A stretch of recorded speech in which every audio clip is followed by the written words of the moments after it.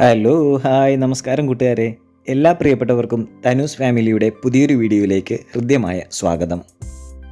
ഇന്ന് നമ്മളൊരു പാചക വീഡിയോയുമായിട്ടാണ് എത്തിയിരിക്കുന്നത്. ഒരു അടിപൊളി ബീഫ് റോസ്റ്റ് ആണ് ഉണ്ടാക്കാൻ പോകുന്നത്. എന്നാൽ നമുക്ക് നേരെ വീഡിയോയിലേക്ക് കടക്കാം. അതിനാവശ്യമായിട്ടുള്ള സവാള റെഡിയാക്കി വെച്ചിട്ടുണ്ട്. അതുപോലെ തന്നെ ബീഫ് കഴുകി വൃത്തിയാക്കി മഞ്ഞൾപ്പൊടിയും അല്പം മുളക് പൊടിയും ഒക്കെ ചേർത്ത് കുക്കറിൽ വേവിക്കാനായിട്ടും വെച്ചിട്ടുണ്ട്. സവാള കൂടാതെ നമ്മളിവിടെ എടുത്തു വെച്ചിരിക്കുന്നത് ഇഞ്ചി, പച്ചമുളക്, വെളുത്തുള്ളി, ഗ്രാമ്പു, കറുവാപ്പട്ട, ഏലയ്ക്ക തുടങ്ങിയവയാണ്. അതും ഇവിടെ റെഡിയാക്കി വെച്ചിട്ടുണ്ട്. ഇനി ഒരു പാൻ എടുത്ത് അടുപ്പിൽ വെച്ച് അതിലേക്ക് അല്പം വെളിച്ചെണ്ണ ഒഴിക്കുന്നു.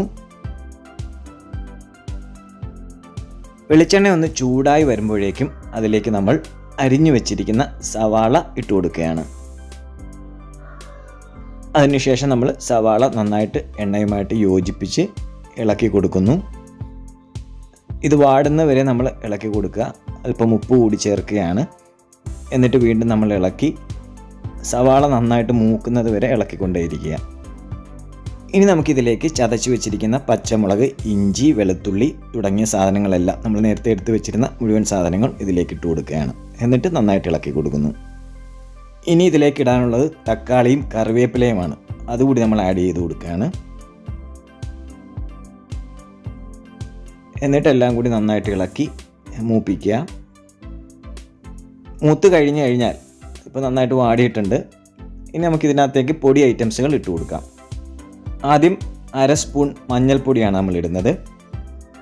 മഞ്ഞൾപ്പൊടി നമ്മൾ ഇട്ട് കൊടുത്തു. ഇനി അതിലേക്ക് ഇടുന്നത് 2 സ്പൂൺ മല്ലിപ്പൊടിയാണ്. 2 മീഡിയം സ്പൂൺ മല്ലിപ്പൊടി നമ്മൾ ഇട്ടിട്ടുണ്ട്. അങ്ങനെ മല്ലിപ്പൊടി ഇട്ട് ഇളക്കുന്നു. അതിനുശേഷം ഇനി നമ്മൾ ഇടുന്നത് മുളക് പൊടിയാണ്. മുളക് പൊടി ഇനി അതിലേക്ക് ചേർക്കാൻ പോകുന്നു. 2 ചെറിയ സ്പൂൺ മുളക് പൊടിയാണ്. കാശ്മീരി മുളക് പൊടിയാണ് നമ്മൾ ഇടുന്നത് കേട്ടോ. 2 സ്പൂൺ, 2 ചെറിയ സ്പൂൺ കാശ്മീരി മുളക് പൊടി കൂടാതെ 2 ചെറിയ സ്പൂൺ ഗരം മസാല കൂടി ഇടുന്നു. ഇനി നമുക്കെല്ലാം കൂടെ നന്നായിട്ടൊന്ന് മിക്സ് ചെയ്ത് കൊടുക്കാം. മസാലയും കൂടെ ഇനിയൊന്ന് നന്നായിട്ട് മൂത്ത് വരണം. ഇവിടെ നമ്മൾ കുക്കറിൽ വേവിക്കാൻ വെച്ചിരിക്കുന്ന ബീഫ് ഏകദേശം വെന്ത് കഴിഞ്ഞിട്ടുണ്ട്. ബീഫ് നന്നായിട്ട് വെന്തിട്ടുണ്ട്. അങ്ങനെ വെന്ത് കഴിഞ്ഞ ബീഫ് ഇനി നമുക്ക് നേരത്തെ റെഡിയാക്കി വെച്ചിരിക്കുന്ന മസാലയിലേക്ക് ഇട്ട് കൊടുക്കുക എന്നുള്ളതാണ്. മസാലയും ഇവിടെ തയ്യാറായി കഴിഞ്ഞു. നമ്മൾ ബീഫ് അതിലേക്ക് ആഡ് ചെയ്യുകയാണ്. ബീഫ് എത്രത്തോളം ഉണ്ടോ അതെല്ലാം നമ്മൾ മസാലയിലേക്ക് ഇട്ട് നന്നായിട്ടൊന്ന് ഇളക്കി കൊടുക്കുക. മസാല ഓരോ ബീഫിൻ്റെ കഷ്ണത്തിലും നന്നായിട്ട് പിടിക്കത്തക്ക രീതിയിൽ ഇളക്കി കൊടുക്കുക. കണ്ടോ, നന്നായിട്ട് ബീഫ് ആ മസാലയുമായിട്ട് മിക്സ് ആയിട്ടുണ്ട്. ഇതുപോലെ നല്ല കുറുക്ക പരുവത്തിന് റെഡിയാക്കി എടുക്കുക. ആവശ്യമുള്ള ഉപ്പ് വേണമെങ്കിൽ ഇട്ട് കൊടുക്കുക.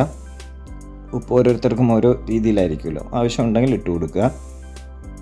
ഇപ്പോൾ നമ്മുടെ ബീഫ് റോസ്റ്റ് റെഡി ആയിട്ടുണ്ട്. നമ്മൾ അല്പനേരം അടച്ചു വെച്ചൊന്ന് വേവിക്കുകയാണ്.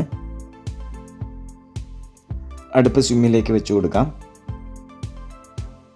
കുറച്ച് സമയത്തിന് ശേഷം നമ്മൾ വീണ്ടും ഒന്ന് തുറന്നു നോക്കുകയാണ്. ആഹാ, അടിപൊളി സെറ്റായിട്ടുണ്ട്. നമ്മുടെ ബീഫ് റോസ്റ്റ് സെറ്റായി കഴിഞ്ഞു. ഇനി നമുക്ക് എന്തിൻ്റെ കൂടെ, പൊറോട്ട, ചപ്പാത്തി, അങ്ങനെ എന്തിൻ്റെ കൂടെ വേണമെങ്കിലും, ഇടിയപ്പം, അപ്പം, എന്ത് ആഹാരത്തിൻ്റെ കൂടെ വേണമെങ്കിൽ നമുക്ക് ഈ ബീഫ് റോസ്റ്റ് നന്നായിട്ട് കോമ്പിനേഷനായിട്ട് ഉപയോഗിക്കാം. എന്തായാലും നമ്മൾ അടുപ്പ് ഓഫ് ചെയ്തിട്ടുണ്ട്. അപ്പോൾ കൂട്ടുകാരെ, നമ്മുടെ അടിപൊളി ബീഫ് റോസ്റ്റ് നിങ്ങൾക്ക് ഇഷ്ടപ്പെട്ടിട്ടുണ്ടെങ്കിൽ വീട്ടിലൊന്ന് ട്രൈ ചെയ്ത് നോക്കുക. അതിനുശേഷം നിങ്ങളുടെ അഭിപ്രായങ്ങൾ അറിയിക്കുക. അതുപോലെ തന്നെ നമ്മുടെ വീഡിയോസ് ഇഷ്ടമാവുകയാണെങ്കിൽ ലൈക്ക് ചെയ്യുക, ഷെയർ ചെയ്യുക. നമ്മുടെ ചാനൽ ഇനിയും സബ്സ്ക്രൈബ് ചെയ്യാനുള്ളവർ ഒന്ന് സബ്സ്ക്രൈബ് ചെയ്ത് സപ്പോർട്ട് ചെയ്യുക. അപ്പോൾ ഇത്തരം പാചക വീഡിയോസുമായിട്ട് വീണ്ടും നമുക്ക് കേട്ടുമുട്ടാം. അതുവരേക്കും നന്ദി, നല്ല നമസ്കാരം, ടാറ്റാ, ബൈ ബൈ.